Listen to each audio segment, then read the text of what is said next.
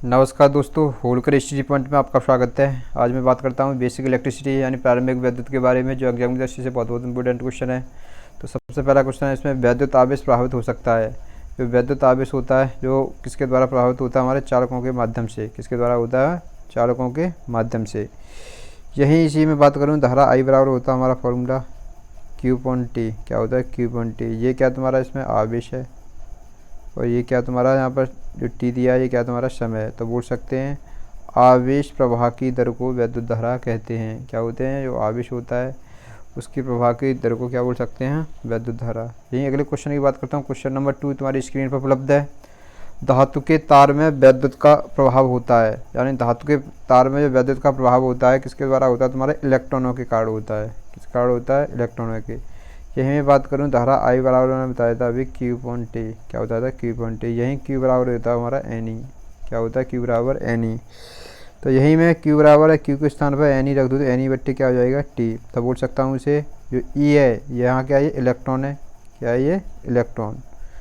तो ये क्या तुम्हारा इलेक्ट्रॉन है। इलेक्ट्रॉन बोल सकते हैं हम, क्या बोल सकते हैं? इलेक्ट्रॉन प्रवाह की दर को विद्युत धारा कहते हैं। तो इसलिए तुम्हारा जो भी तुम्हारी कोई मटेरियल जैसे कंडक्टर है, कंडक्टर में जो धारा प्रभावित होगी किसके कारण होगी? तुम्हारे इलेक्ट्रॉनों के कारण। किसके कारण होगी? तुम्हारे इलेक्ट्रॉनों के कारण। यही मैं अगले क्वेश्चन की बात करता हूँ। क्वेश्चन नंबर 3 है तुम्हारा, प्रति इकाई तापक्रम में बदलाव पर आगत प्रति संतुलन विभव के बदलाव की औसत दर कहलाती है।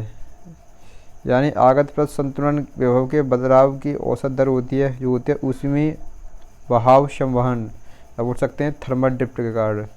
अगले क्वेश्चन की बात करता हूँ। अगला क्वेश्चन तुम्हारी स्क्रीन पर उपलब्ध है। परमाणु में निम्न 3 प्रकार के कण पाए जाते हैं। क्या वो से होते हैं हमारे? एक होता है हमारा इलेक्ट्रॉन होता है, एक होता है हमारा प्रोटॉन, एक होता है हमारा न्यूट्रॉन। इस प्रकार कितने होते हैं तुम्हारे? 3 होते हैं।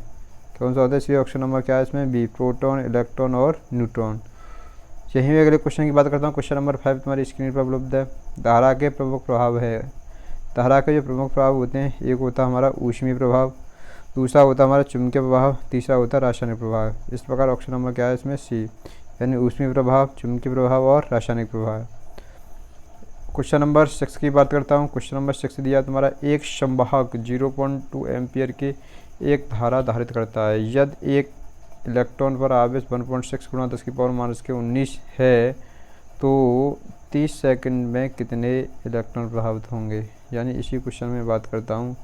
ये तुम्हारा दिया धारा आई बराबर दिया है। क्या दिया है? धारा आई दी है, आई बराबर 0.2 एम्पियर। ऐसे ही तुम्हारे जो इलेक्ट्रॉन है, इलेक्ट्रॉन जो हमारा ई बराबर दिया 1.6 गुणा 10⁻⁻19 और समय टी बराबर दिया तुम्हारा 30 सेकंड। यही फॉर्मूला होता है हमारा क्यू बराबर होता है आई टी। क्या होता है? I T. और हमें पता है धारा कितनी है इसमें? 0.2। कितनी है? 0.2। और 0.2 है गुणा में इसमें समय 30 सेकंड दिया, 30 का मैं करूँ इसमें तो कितना होगा? 30 दूनी 60, यानी 6 कूलाम। कितना होगा आवेश? 6 कूलाम। यानी इसी क्वेश्चन में बात करूं, जैसे इसमें पूछा है इसमें कितने इलेक्ट्रॉन प्रभावित होंगे, तो हमारे एन बराबर होता है फॉर्मूला क्यू अपॉन ई। क्या होता है? क्यू अपॉन ई। यानी क्यू की वैल्यू कितनी है इसमें? 6 है। कितनी है? 6 बट्टे बोल सकते हैं। इलेक्ट्रॉन की वैल्यू कितनी है हमारी? 1 पॉइंट कितना है? 6 गुणा 10 की पावर क्या है? 10 की पावर -19। यानी मैं -19 का इसमें भाग दूँ 6 में तो कितना निकल के आएगा मेरा? 3.75 गुणा 10 की पावर 19। इसलिए ऑप्शन नंबर क्या है इसमें? ए। कौन सा इसमें? Option number A.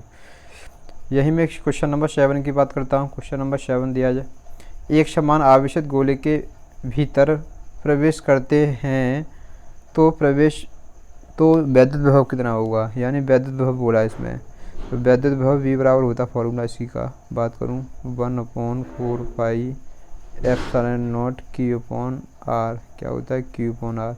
यानी जैसे मैं बात करूँ कोई एक क्या है इसमें आवेशित गोला है और इसके चारों तरफ क्या है? इसकी सतह पर प्लस क्यू आवेश से आवेशित कर दिया है। किससे कर दिया है? प्लस क्यू से। मैं जैसे मैं प्लस से मैंने, और इसके मिड में क्या, तो इसमें मिडल पॉइंट में जैसे मैं बात करूँ यहाँ पर, यहाँ से यहाँ तक तो इस सतह तक की दूरी कितनी है तुम्हारी? आर। क्या इसकी दूरी? आर है। तो फॉर्मूला बनेगा हमारा वी बराबर 1/4 pi epsilon q upon r. यानी बोल सकता है उतना ही, यानी बोल सकते हैं उतना ही रहता है जितना सतह पर क्या होता है। इसलिए ऑप्शन नंबर कौन सा है इसमें? सी। अगले क्वेश्चन की बात करता हूँ। क्वेश्चन नंबर तुम्हारा 8 है, जब चालक में 1 एम्पीयर धारा प्रभावित होती है तो प्रति सेकंड इलेक्ट्रॉनों का प्रभाव होगा। यानी इसके अंदर जैसे मैं बात करूं, सबसे पहले क्या होता है, Q बराबर होता है NE। यही बात करूं जैसे N बराबर निकालता हूं तो N बराबर होगा Q/E। यहाँ पर आवेश होता है तुम्हारा 1 यानी इसमें एक कितना आवेश दिया तुम्हारा, अभी मैं Q बराबर IT से निकालूँ कितना हो जाएगा तुम्हारा, धारा भी कितनी दी है, 1 एम्पीयर दी है। और प्रति सेकंड की बात करूँ, 1 का गुणा 1 में करता हूँ तो आवेश कितना आएगा तुम्हारा, 1 कितना आएगा तुम्हारा, 1 कूलाम आ गया यहाँ पर। यही मैं बात करूँ 1/, जैसे Q की वैल्यू 1 रख ली और इलेक्ट्रॉन की वैल्यू कितनी होती है तुम्हारी 1.6 गुणा 10 की पावर माइनस कितना होता है, 19 होता है।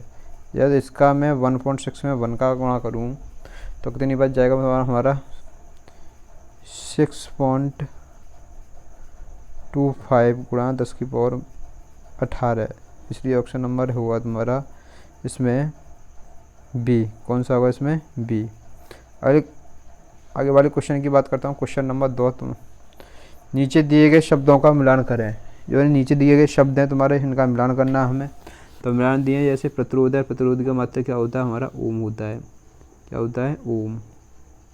ऐसे में बात करूं जैसे विद्युत धारा का मात्रक होता है एम्पियर, बल का मात्रक होता है न्यूटन और पावर का मात्रक क्या होता है, वाट। तो इसी में देखता हूं इसमें। तो पहला ऑप्शन है इसमें प्रतिरोध। प्रतिरोध किसका है तुम्हारा, 4 से है तुम्हारा। तो इसका प्रतिरोध का मात्रक मैंने वही बताया था, क्या बताया था, ओम बताया था। तो पहले का चौथा, तो बी वाले ऑप्शन की समझ जाते हैं हम। यही में विद्युत धारा का मात्रक क्या होता है, एम्पियर। यानी दूसरे का, यानी बी वाले का किससे था, पहले से। और बल का मात्रक क्या होता है, न्यूटन, यानी दूसरे से। और तीसरा पावर का होता है तुम्हारा वाट। इसलिए ऑप्शन नंबर कौन सा सही होगा इसमें, बी। कौन सा होगा, बी। अगले क्वेश्चन की बात करता हूँ, क्वेश्चन नंबर 10 है। एक चार्ज किए हुए गोले में विभव होगा, यानी खोखले गोले में विभव होगा। यानी खोखले गोले का मैं जैसे मैं बात करूँ, यानी यही में होता तुम्हारा ठोस गोला होता, और ये दिया तुम्हारा कैसा दिया है, खोखला गोला। तो खोखला गोले में विभव होगा कैसा होता है, शून्य होता है। कैसा होता है, शून्य होता है। यही मैं बात करता हूँ, क्वेश्चन नंबर 11 की बात करता हूँ। करंट ले जाने वाले 2 समांतर तारों के बीच का बल कितनी परिभाषा के लिए प्रमुख होता है। यानी किसके लिए होता है हमारा, 1 एम्पियर के लिए। किसके लिए, 1 एम्पियर। इसलिए ऑप्शन नंबर क्या होगा इसमें, बी। कौन सा होगा इसमें, बी। यही मैं अगले क्वेश्चन की बात करता हूँ। इसी का एक फॉर्मूला निकलता है इसी में। जैसे हम निकालते हैं F/T क्या होता है, F/Q क्या होता है, 1/, क्या बोल सकते हैं इसे, μ0/2π। μ0/2π होता है I1 I2/, क्या होता है हमारा R। यानी जैसे जैसे हमारे दो एक समान या समांतर लंबाई के क्या तुम्हारे करंट ले जाने के लिए समांतर तारों का है, तो इसके बीच में दूरी क्या रखी जाती है, हमारी R रखी जाती है। जब ऐसी कंडीशन में हमारा ये किसका निकलता है तुम्हारा, 1 एम्पियर की डेफिनेशन बनती है। किसकी बनती है, यानी μ0 की वैल्यू होती है हमारी कितनी होती है, 4π गुणा 10 की पावर माइनस के 7, या 10 की पावर माइनस के 7 होती है। तो ऐसी कंडीशन में मैं जैसे जैसे रखता हूँ 4π की वैल्यू इसमें रखता हूँ, जो μ0 की या रखता हूँ, तो μ0 से 4π से इसे 2 से काटूंगा तो कितनी बार जाएगा, 2π बार। तो जो है 2π गुणा 10 की पावर माइनस के 7 आ जाएगा यहाँ पर। तो ऐसी कंडीशन में जो न्यूटन प्रति मीटर आएगा तुम्हारा क्या होगा, एक फोर्स लगेगा, तो जिसके कारण तुम्हारी 1 एम्पियर धारा कहलाएगी वही। यानी अगले क्वेश्चन की बात करता हूँ, क्वेश्चन नंबर तुम्हारा 12 दिया है। कितने इलेक्ट्रॉन मिलकर 1 माइक्रो एम्पियर विद्युत धारा बनाते हैं। किसकी कर रहा है तुम्हारा, माइक्रो एम्पियर। यही में इसी क्वेश्चन में तुम्हारा क्वेश्चन नंबर 12 ये तुम्हारा इम्पोर्टेंट है। तो यानी इसी में बात करता हूँ, जैसे जैसे अभी मैंने निकाला था, यानी हमने क्वेश्चन में अभी n बराबर निकाला था हमारा 6.25 गुणा 10 की पावर कितना निकाला था, 18। और यही मैं माइक्रो की बात करता हूँ। ये किसकी बात करता हूँ, माइक्रो। यानी दिया है तुम्हारे कितने इलेक्ट्रॉन मिलकर 1 माइक्रो एम्पियर धारा बनाते हैं। तो 1 माइक्रो में कितने होते हैं, 10 की पावर माइनस के 6 कितने होते हैं, इसी में 10 की पावर माइनस के 6 अगर मैं गुणा कर दूँ तो ऐसी कंडीशन में तुम्हारा n बराबर जो निकल के आएगा तुम्हारा 6.25 गुणा 10 की पावर कितना निकलेगा तुम्हारा, माइनस के 6 गए तो कितने, माइनस के 12। ना प्लस के बार है, क्योंकि प्लस के बार है, इसलिए पाकर देखता हूँ मैं। ऑप्शन नंबर है तुम्हारा इसमें डी। कौन सा इसमें? डी। ऑप्शन कौन सा होगा तुम्हारा? डी सही। क्वेश्चन नंबर 13 की बात करता हूँ। एक चालक जिसका प्रतिरोध आर है की लंबाई 2 गुनी कर दी जाती है और क्षेत्रफल आधा कर दिया जाता है, तो प्रतिरोध का मान क्या होगा? यानी प्रतिरोध का मान इसी में बात करता हूँ, फॉर्मूला होता हमारा, जैसे R2 बराबर होता है हमारा n² R1। क्या होता है? n² R1। जैसे जैसे तुम्हारा नया प्रतिरोध ज्ञात करना है, जैसे जैसे कि दिया है इसमें, यानी एक चालक जिसका प्रतिरोध R है, लंबाई कितनी कर रहा है? 2 गुनी कर रहा है, तो n बराबर कितना है तुम्हारा? 2। और क्षेत्रफल ऐसी कंडीशन में कितना हो? आधा हो रहा हो। कितना हो रहा है तुम्हारा? आधा। तो ऐसी कंडीशन में सीधे सीधे मैं बात करूँ तो R2 = आ सकता है, n बराबर कितना दिया है? 2 का वर्ग करोगे इंटू R1, तो कितना आ जाएगा तुम्हारा? 4R1। कितना होगा? 4R1। इसलिए ऑप्शन नंबर होगा इसमें बी। क्या होगा इसमें? Option number B. अगले क्वेश्चन की बात करता हूँ। अगला क्वेश्चन है क्वेश्चन नंबर 14 दिया तुम्हारा। किसी परिमित दूरी द्वारा पृथक्कृत 2 आवेश किसमें वृद्धि करते हैं? जो वृद्धि करते हैं तुम्हारे किसमें करते हैं? वैद्युत क्षेत्र में। किसमें करते हैं? वैद्युत क्षेत्र में। इसलिए ऑप्शन नंबर क्या होगा इसमें? सी। या बोल सकता हूँ, जब 2 आवेश एक निश्चित दूरी पर होते हैं, जैसे मैं बात करूँ, जैसे इसी में एक प्लस क्यू आवेश है, दूसरा माइनस, एक निश्चित दूरी पर रखे हैं, ये किस पर रखें? तुम्हारी निश्चित दूरी पर। तो ऐसी कंडीशन में क्या होता है? इनके बीच क्या लगता है? एक आकर्षण बल, प्रतिकर्षण बल लगता है। इन दोनों के बीच क्या लगता है? एक आकर्षण बल, प्रतिकर्षण बल, जिसके फलस्वरूप क्या होता है? वैद्युत क्षेत्र कैसा होता है? जो वैद्युत क्षेत्र होता है वो क्या होता है? बढ़ता है। कैसा होता है? बढ़ता है ऐसी कंडीशन में। अगले क्वेश्चन की बात करता हूँ। क्वेश्चन नंबर 15 दिया तुम्हारा। किसी पदार्थ की सापेक्ष वैद्युतशीलता सदैव 1 से कैसी होती है? तुम्हारी बड़ी होती है। इसलिए ऑप्शन नंबर होगा इसमें सी। क्या होगा? Option number C. अगले क्वेश्चन की बात करता हूँ। क्वेश्चन नंबर तुम्हारा 16 दिया है। वैद्युत वाहक बल, क्या बोल सकते हैं? EMF आवश्यक होता है। जो EMF होता है तुम्हारा आवश्यक होता है, किसके कारण होता है तुम्हारा? ये भी तुम्हारा इम्पोर्टेंट क्वेश्चन बनता है। तो ये होता है तुम्हारा इलेक्ट्रॉन को गतिमान करने के लिए। किसके लिए होता है तुम्हारा? इलेक्ट्रॉन को गतिमान करने के लिए। इसलिए इसका ऑप्शन नंबर क्या होगा इसमें? डी। यही मैं बात कर दूँ, जैसे अगले क्वेश्चन की बात करूँ। क्वेश्चन नंबर 17 दिया है। मानक तापमान और दाब 273 केल्विन एक एटम पर होता है। इसलिए ऑप्शन नंबर होगा इसमें बी। कितना होगा तुम्हारा? बी। अगले क्वेश्चन की बात करता हूँ। क्वेश्चन नंबर 18 दिया है तुम्हारा।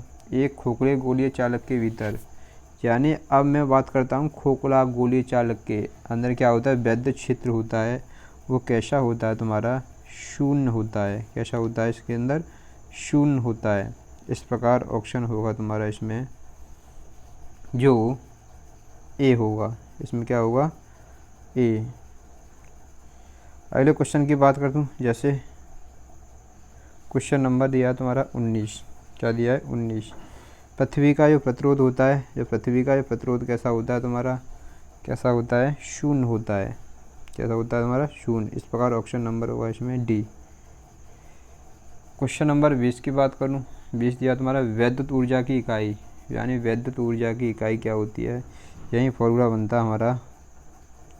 तो वैद्युत ऊर्जा क्या होता है? वैद्युत ऊर्जा बराबर होता है हमारा VIT।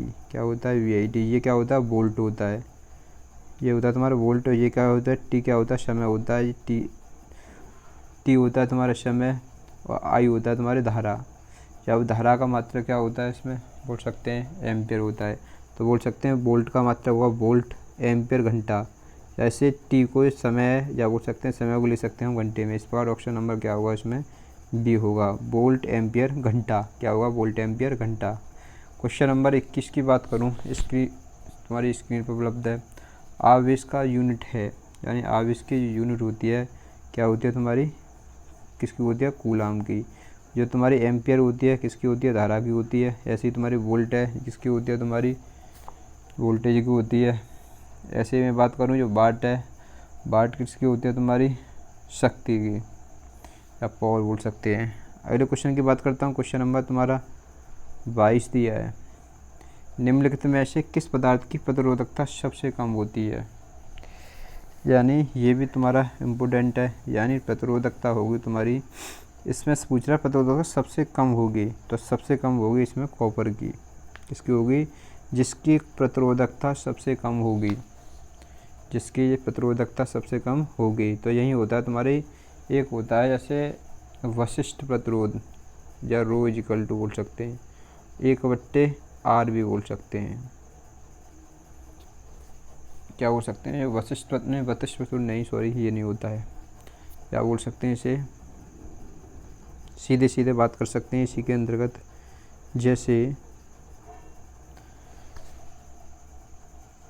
जैसे हमारा होता है कंडक्टेंस G बराबर होता है 1/R। क्या होता है? 1/R। जैसे जैसे तुम्हारे इसमें जो रेजिस्टेंस होता है, जो रेजिस्टेंस जितना कम होगा उस कंडीशन में जो कंडक्टेंस होगा वो कैसा होगा? उतना ही अधिक होगा। इस प्रकार जो कॉपर है, कॉपर का जो रेजिस्टेंस है, और यहीं में प्रतिरोधकता की बात करूँ तो ये क्या होता है तुम्हारा? वशिष्ठ चालकता होता है, सिग्मा इजिकल टू होता है तुम्हारा 1 क्या होता है? रजिस्टिविटी, या रजिस्टिविटी को हम जैसे रजिस्टिविटी क्या होता है? रजिस्टिविटी, क्या बोल सकते हैं? स्पेसिफिक रेजिस्टेंस के बराबर होता है रजिस्टिविटी। जैसे जैसे मैं इसकी वैल्यू, रजिस्टिविटी की वैल्यू कम करता हूँ तो इसकी जो वशिष्ठ चालकता है इसकी वैल्यू कैसी हो जाती है? तुम्हारी अधिक हो जाती है। कोई भी हो तुम्हारे जैसे मटेरियल जैसे, तो सबसे कम जो प्रतिरोधकता है किसकी होगी? कॉपर की। किसकी होगी इसमें? कॉपर। इसलिए ऑप्शन नंबर क्या है इसमें? ए। क्वेश्चन नंबर मैं 23 की बात करता हूँ। निम्नलिखित में से किस प्रतिरोध का साइज अधिकतम होगा। यानी ये भी तुम्हारा इम्पोर्टेंट है। इसमें जो प्रतिरोध का जो साइज होगा, मैं यही बात करूँ जैसे दो रेजिस्टेंस समान कैपेसिटी के हैं। कैसे हैं तुम्हारे? जैसे दो रेजिस्टेंस हैं, कैसे हैं तुम्हारे? दो रेजिस्टेंस कैसे हैं तुम्हारे? समान कैपेसिटी के हैं। जैसे R1 बराबर R2, यानी कैसे हैं तुम्हारे? समान कैपेसिटी के बराबर आ रहे हैं। तो पावर रेटिंग अलग अलग है, इनकी जो पावर है उसकी रेटिंग कैसी है? इसकी अलग अलग हो। कैसी हो? अलग अलग। तो ऐसी कंडीशन में जो जिस रेजिस्टेंस पावर रेटिंग ज़्यादा होगी उस रेजिस्टेंस का साइज कैसा होगा? अधिक होगा। जिसकी पावर रेटिंग अधिक होती है रेजिस्टेंस का साइज कैसा होता है? बड़ा होता है। इसलिए इसमें क्या होगा? ऑप्शन नंबर क्या होगा? ए। क्या होगा? Option number A. तो ए होगा इसमें, यानी बोल सकते हैं 10 ओम 50 वाट। अगले क्वेश्चन की बात करता हूँ। अगला क्वेश्चन तुम्हारी स्क्रीन पर उपलब्ध है। तो अगला क्वेश्चन दिया है तुम्हारा, क्वेश्चन नंबर 24 दिया है। बोल सकते हैं किसी 200 वोल्ट वाले बल्ब का प्रतिरोध 500 ओम है। प्रत्येक किलोवाट घंटे में की ऊर्जा की खपत होने पर यह बल्ब कितने समय तक कार्य करेगा। यानी सबसे पहले इसी क्वेश्चन में बात करें, जैसे विद्युत ऊर्जा क्या होता है? ई बराबर होता है हमारा VIT। क्या होता है? VIT। इसमें जो धारा दी है हमारी, जैसे तुम्हारा 200 वोल्ट का है, तुम्हारा कितने का? तुम्हारा 200 वोल्ट। यहीं पे मैं टी बराबर निकालता हूँ तो टी बराबर निकलेगा यहाँ पर ई बट्टे, यानी विद्युत ऊर्जा बट्टे क्या होगा? VI। क्या निकलेगा? VI। तो हमें इसी क्वेश्चन में बात करूँ, जैसे आई बराबर होता है V/R, इसी में लगा दूँ तो टी बराबर क्या निकलेगा? फॉर्मूला हमारा ई बट्टे V² क्या निकलेगा हमारा? R। क्या निकलेगा? V²/R। पहले का मैं तीसरे से गुणा कर दूँ इसके से, तो हमारा निकलेगा हमारा ER बट्टे क्या निकलेगा? V²। इसी में तुम्हारी जो विद्युत ऊर्जा है तुम्हारी कितनी दी है? तुम इसमें क्वेश्चन में कितनी दी है तुम्हारी? जैसे इसी क्वेश्चन में बात करूँ, कितनी दी है तुम्हारी? 1000। कितनी है तुम्हारी? प्रत्येक किलोवाट, यानी जो 1 किलोवाट दिया है, 1 किलोवाट में कितने होते हैं? 1000 वाट, यानी 1000 दी है तुम्हारी। और यही मैं बात करूं जो तुम्हारा जो रेजिस्टेंस दिया कितना दिया तुम्हारा? 500 ओम। क्वेश्चन में कितना दिया तुम्हारे? जो 500 ओम दिया है। और 500 ओम बट्टे कितना तुम्हारा? जो तुम्हारा वोल्टेज कितने दिए हैं तुम्हारे? जो वोल्टेज दिए हैं तुम्हारे 100। कितने दिए हैं? 100। यानी इसी से मैं बात करूं, जैसे 100 गुणा 100, यदि इससे सॉल्यूशन करूँगा तो कितना आएगा तुम्हारा? 2 जीरो से 2 जीरो ये कटे, 2 जीरो से 2 जीरो कटे, तब 10 पंजे कितने बचे? 50। इस प्रकार ऑप्शन आएगा तुम्हारा 50 घंटे टाइम दिया है। इस प्रकार ऑप्शन होगा तुम्हारा इसमें, ऑप्शन होगा तुम्हारा सी। क्या होगा इसमें? सी। अगले क्वेश्चन में बात करता हूँ, क्वेश्चन नंबर 25 दिया है, ओम नियम के संबंध में निम्नलिखित में से कौन सा कथन गलत है। इसके अंदर जो कौन सा कथन गलत है हमें देखना है। तो ओम्स लॉ होता है हमारा V बराबर होता है IR। क्या होता है? V बराबर IR। और यहीं मैं बात करूँ जैसे I बराबर होता है V अपॉन R होता है, और यहीं होता है तुम्हारा R बराबर होता है V अपॉन I। यानी इस कंडीशन में मैं देखूँ जैसे तो सबसे पहले इसमें नहीं है पूछ रहा है इसमें। तो हमारा सबसे पहले पहला ऑप्शन है तुम्हारा, या दिया है इसमें डिफरेंस दिया है तुम्हारा, धारावर्ती क्या होता है? विभव अंतर बराबर नियतांक होता है। तो पहला तो सही है इसमें, दूसरा भी सही है, और तीसरा भी सही है इसमें। तो चौथा दिया है इसमें धारा बराबर होता है आई बराबर होता है हमारा V अपॉन क्या होता है? R होता है। इसलिए इसमें दिया है V इंटू R। इसलिए ऑप्शन नंबर कौन सा रहता है इसमें? डी। अगले क्वेश्चन की बात करता हूँ। अगला क्वेश्चन तुम्हारी स्क्रीन पर उपलब्ध है। समांतर में संबंधित दो एक जैसे लैंप 240 वोल्ट से लगे हैं, प्रत्येक लैंप की वोल्टेज होंगे। यानी प्रत्येक लैंप है उसके वोल्टेज कैसे होंगे? यानी वोल्ट में बात करूँ इसी में, जो समांतर होता है, समांतर में वोल्टेज कैसे होते हैं? समान होते हैं। तो प्रत्येक लैंप में वोल्टेज कितना होगा तुम्हारा? 240 ही वोल्ट होगा। कितना होगा? 240 ही वोल्ट। क्वेश्चन नंबर 27 की बात करूँ, जैसे 27 दिया तुम्हारा, धारा प्रभाव के परंपरागत सिद्धांत के अनुसार धारा प्रभावित होती है। तो धारा जो प्रभावित होती है तुम्हारी, धारा हमेशा जैसे कोई सर्किट है, जैसे कोई रेजिस्टेंस लगा दिया हमने और इसमें हमने एसी सप्लाई दी, ये दो टर्मिनल लिए पॉजिटिव और नेगेटिव टर्मिनल दी, डीसी सप्लाई दी। तो ऐसी कंडीशन में जो धारा प्रभावित होगी हमारी पॉजिटिव सिरे से, किससे होगी? तुम्हारी पॉजिटिव से नेगेटिव की ओर। तो इसलिए ऑप्शन होगा तुम्हारा धनाग्र से ऋणाग्र की ओर। ऑप्शन नंबर होगा इसमें बी। कौन सा होगा इसमें? बी होगा। ये भी तुम्हारा इम्पोर्टेंट है इसमें। अगले क्वेश्चन की बात करता हूँ। अगला क्वेश्चन दिया है तुम्हारा, क्वेश्चन नंबर 28 दिया है। क्वेश्चन देखो 28 दिया है, टेक्नीशियन ए कहता है कि वोल्टेज मापने के लिए वोल्टमीटर को स्टेडी में लगाया जाता है, और टेक्नीशियन बी कहता है कि समांतर में कौन सही है। तो इसमें जो सही है तुम्हारा क्या है? तुम्हारा टेक्नीशियन बी सही है। तो टेक्नीशियन हमेशा जो, जैसे कोई भी तुम्हारी सप्लाई है तो सप्लाई की श्रेणी में हमेशा क्या लगाया जाता है? एमीटर लगाया जाता है। क्या लगाया जाता है? सप्लाई की श्रेणी में क्या लगाया जाता है? एमीटर होता है, जो करंट को मेजर करने के लिए। और जब भी तुम्हारी जैसे कोई रेजिस्टेंस दिया है ऐसे, तो इसके समांतर में ऐसे कोई क्या लगाया जाता है? तुम्हारा वोल्टमीटर। क्या करने के लिए? वोल्टेज मेजर करने के लिए। इस प्रकार ऑप्शन होगा तुम्हारा इसमें जो दिया है तुम्हारा, जो कौन सी बात सही है इसमें? टेक्नीशियन बी वाली। अगले क्वेश्चन की बात करता हूँ। क्वेश्चन नंबर तुम्हारा स्क्रीन पर उपलब्ध है। आदर्श करंट सोर्स से में, यानी आदर्श करंट सोर्स होता है तो उस कंडीशन में जो होता है तुम्हारा कंडक्टेंस होता है। तो कंडक्टेंस कैसा होता है तुम्हारा?